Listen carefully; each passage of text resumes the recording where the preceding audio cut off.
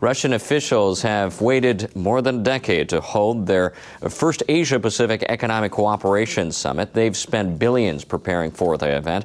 Delegates from 21 economies are seeing those preparations firsthand. They've gathered in the far eastern city of Vladivostok to talk about ways to promote closer economic ties and greater investment in the region. Newsline will be covering the APEC summit over the next 5 days. We'll also be taking a closer look at Russia's Asia-Pacific strategy. NHK World's Kaori Nagao joins us live from Vladivostok. Kaori. Hello, Jean. The meeting happening here on hu-xia Island, and what you can see behind me is the bridge that spans the Eastern Bosphorus Strait and connects the here and also the central Vladivostok. APEC foreign and trade ministers have started talks on Wednesday. They discussed how to stabilize the food supply in the face of a global surge in grain prices. They agreed to refrain from export controls and other protectionist measures. The ministers also talked about APEC's plan to lower tariffs on fast-growing environmental-related products to less than 5% by 2015. However, they couldn't agree on which products should get tariffs cut. They will continue that discussion on Thursday. Russian leaders began pushing to hold this summit here in Vladivostok after joining the group in 1998. The city is the country's main gateway to markets in the Asia-Pacific region. And I had a look around Vladivostok to see how it changed in leading up to this meeting. Ahead of the APEC forum, the Russian government has carried out several major development projects around the city.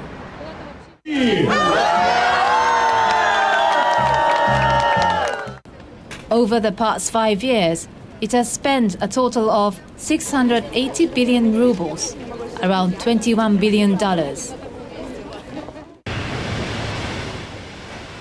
It has built a new high-speed railway link between the airport and the city center. Until a month ago, there was only a road access between the city and the airport. But now, the Airport Express gives a direct connection.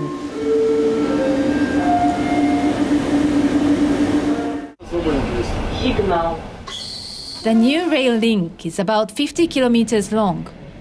From the airport, trains reach the city center in 48 minutes. A huge bridge opened in the city last month. It's 3 kilometers long, and its highest pylons are 320 meters high. It is the world's largest cable-stayed bridge. This brand new bridge leads us to hu-xia Island, where APEC's meetings are taking place. The leaders of 21 members are set to cross here to attend the summit. This bridge symbolizes Russia's new eastern gate that opens to Asia. 3 international convention centers have been built on the island, and more than 10 buildings with accommodation facilities. This is a press center. Journalists from around the world work here to report the latest development of the summit. After the APEC forum meetings, the island will be used as the new campus of a national university. In the Soviet era, the city looked very different. Vladivostok was a naval port that served as the headquarters of the Soviet Pacific Fleet. The city was veiled in secrecy, off limits not only to foreigners but ordinary Russians too. All that changed when President Vladimir Putin took power in 2000. He drew up a new strategy to revitalize Russia's Far East. Vladivostok Station is a terminal of Trans-Siberian Railway. We can see many Russian emblems, a two-headed eagle, one looking at the west, the other the east. It appears to portray today's Russia, which appears to aim to enhance its presence in both Europe and Asia.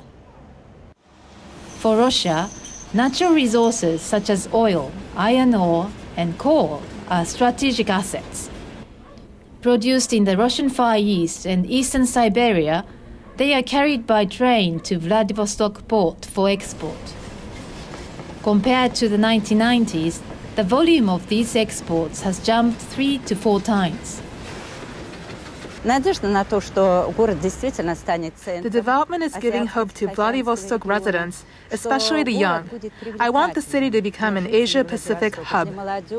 I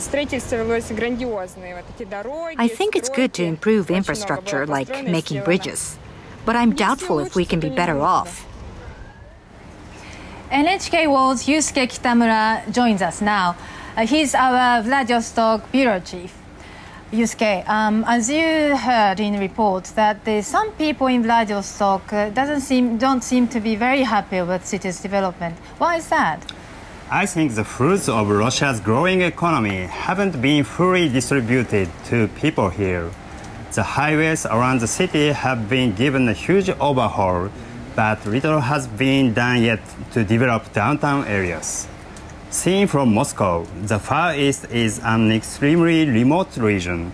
Residents usually move away from this area if they find jobs in Moscow or abroad.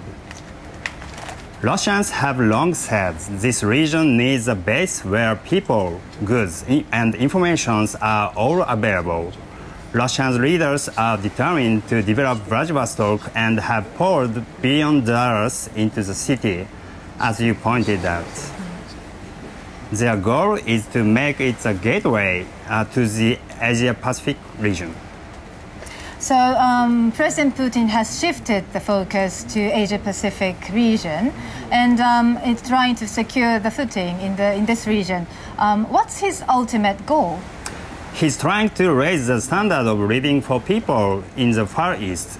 The region accounts for about 1/3 of Russia's base territory, but its industries cooled off as the nation's economy took a tumble after following the collapse of the Soviet Union.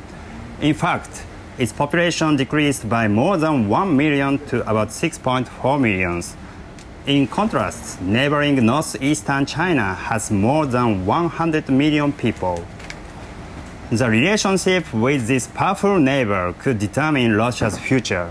So the Putin administration is aiming to invigorate the Far East by bringing in capital and technology from fast-growing Asia-Pacific nations.